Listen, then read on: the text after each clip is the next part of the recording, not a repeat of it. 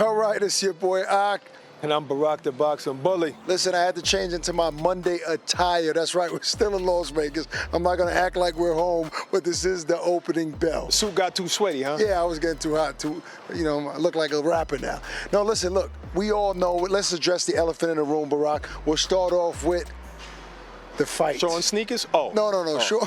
I was going to say I didn't know what was worse, the scorecards or showing sneakers, but we'll leave that alone. Listen, Barak, I want to talk about the fight first. Comparing this fight to the first two fights. All right, we all know how entertaining the first fight was. The second one was even more entertaining. Canelo pushed Triple G back. This fight right here was, I'm not sure how to describe it. I have to watch it again. But I saw Canelo win easy the first 9 rounds, and Triple G seemed tentative. He seemed like he did not want to engage. I don't know if he felt something early. Canelo's speed was too much for him, but he just poured at the jab throughout the night. He had a little rally late in the fight, but the fight wasn't close in my opinion. But nevertheless, it ended as an entertaining fight. I'm happy with it. How do you feel about it? I think the rally was too late, too little. Wasn't really enough. First off, I want to say that, Ade was saying this is one of the best trilogies. It could be one of the best. This is nowhere near. Even if this was a good fight tonight, this is nowhere near great trilogies that we've seen. Muhammad Ali and Frazier, Gennadiy, Ward, like nowhere near. It's like 6, 7, 8 maybe down the line. But I kind of saw it the way you saw it. Matter of fact, I scored it maybe 10 rounds to 2, maybe even 11 rounds to 1. Well, I scored it 10 to 2 as well.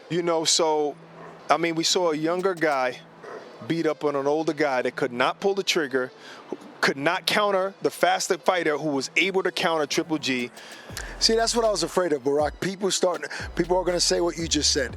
A younger guy beating up an older guy, and Canelo's not going to get the credit for winning a unanimous decision that, in my opinion, wasn't close. The reason why we're going to say that is because it's not like Canelo did something different than what he normally does or different than what he did in the first fight. But maybe it's something that he landed that caused Triple G to react that way, to approach the rest of the fight, most of the fight that way. He still beat the same Triple G that just beat Murata, right? A younger fighter, stopped him viciously.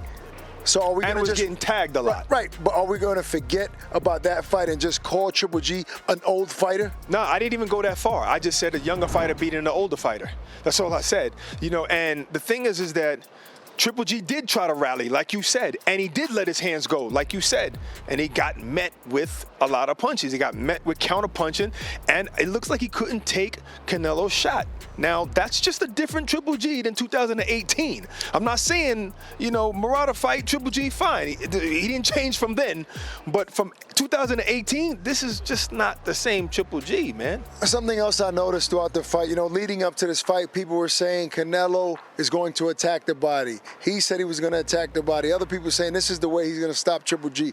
Not too many body shots were landed in this fight. Canelo landed a lot of overhand rights, check hooks, even jabs. He landed pretty much everything, but the body wasn't a big factor in the fight. He went to the hip with that right hand a lot. No, he did, but he didn't land flush shots to the liver. So he didn't even need to, attack the body the way people anticipated in order to win a easy victory. And this is not to disrespect Triple G. Right.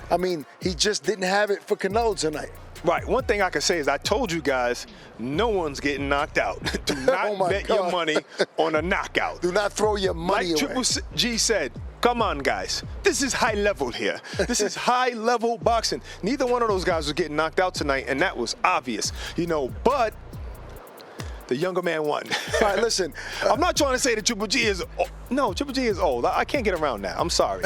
I'm sorry. I can't get around that. Stop it, because you're taking away from Canelo's credit. I'm not trying to. All right, look. I'm not trying to. All right, we actually. All right, but Triple G just said he was going to do Mexican style, and obviously it was the offense of Canelo that stopped Triple G from doing Mexican let's style. Let's move on and talk about what's next. What about the scorecards first? Before that, can we talk about the scorecards? Can we talk about one judge having it 8-4, the other judge is having it 7-5? That's what the scores mean. 115 to 113 is 7 rounds to 5 in Canelo's favor. If you can see where Triple G won 5 rounds, I will give you $100. Everybody who can see and name the rounds. No, if I can sit down with you and watch this fight, and you can show me that Canelo won.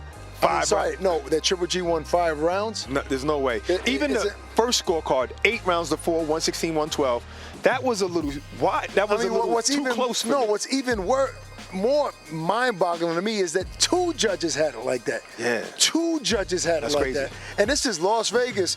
You know, the perception is that Canelo can't get a bad, can't lose. Well, he did lose against Bivol. Yeah, but the scorecard still. Right. So we're all those people who were mad that Bivol had won the fight 115-113, which is 7 rounds to 5. And if anything would have changed, it could have been a draw. If Canelo would have won the last round against Bivol, it could have been a draw. Everybody was pissed off because of that. Yeah, there's not much to talk about this scorecard. It was those 2 judges. I don't know what fight they was watching. I'm being honest. I'm respectful to judges. I know it's not easy to judge a fight, but sometimes you have to call a spade a spade. I don't know what fight they was watching. It was horrible. It was horrendous. Triple G did not win 5 rounds in that fight. It wasn't even close. So let's move on because there's nothing nice to say about it. But if Triple G won 5 rounds, that means it was a close fight. And in that case, I don't think Triple G would have gave it over afterwards and said, Canelo won, Canelo did well, or however he said it, And in the post-fight interview, he gave it to Canelo like this is Canelo's night. Yeah. He was better. He was the better man. There's nothing nice to say about the scorecard, so I don't want to, go down that rabbit hole. Triple G he's had a tremendous career in the sport of boxing. We heard rumors that he wanted to fight one more time in Kazakhstan. He wanted to go back home. He said he wanted to fight around the world. Yeah, look, my point is this. Do we need to see him in the ring again? After that performance, can Triple G hang it up, wait 3 years, and be inducted into the Hall of Fame first ballot? Is that the way he should sail off? Well, everybody's not Canelo. He just beat a Murata who's a tough fighter, I always call him a Japanese Triple G. So there are other fighters I would like to see him against. He has belts he says he has 3 belts, but he got 2 major belts at 160-pound division. Why not see who we could defend them against? Yeah. Does it seem like he can beat other top fighters? I don't know.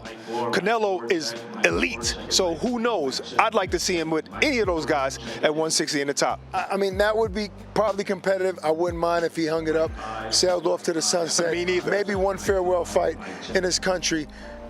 Hell of a career. We love Triple G. I think if it was 7-5, if it was really 7-5 like the judges said, and Triple G won 5 rounds, then maybe, we'd be happy to see him fight somebody else. Would love to know what's next for Canelo Alvarez. I can't wait for the announcement, who he's picking next, where he's going. I guess we have to wait for Bivol Reserdo for him to make that decision, all right? That's our show for today, folks. Thanks for joining us. Peace and love. Stay safe. Right here.